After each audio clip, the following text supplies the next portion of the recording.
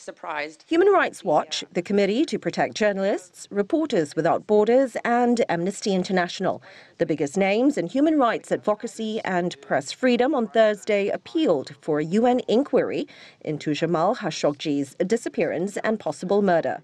The end game is justice. Justice for Jamal and the prosecution of all those who are responsible for his disappearance.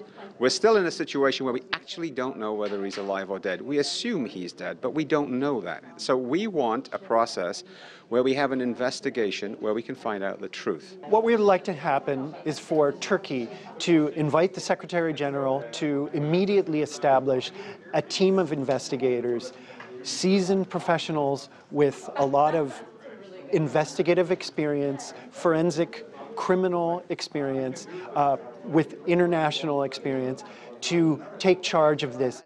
The group believes an investigation under UN auspices is the best guarantee against Saudi efforts to whitewash or attempts by other governments to obscure the matter to preserve business ties with Riyadh. This incident didn't happen in a vacuum. They are asking Turkey to request a UN investigation, but concede that without Saudi cooperation, such an investigation could be limited in scope and scale. Why not pressure Washington? Around the world, journalists have been targeted before, detained and made to disappear. But what makes this different is that Jamal Khashoggi is well known among the international press corps as a source, a colleague and a friend. So for many of them here, this touches a raw nerve. That, the circumstances in which he disappeared, and the gruesome allegations of torture and dismemberment are being seen as an audacious assault on journalists and freedom of the press. Women and children and men At the UN's daily noon briefing, reporters have been pressing for UN comment, putting pressure on the international body to do something.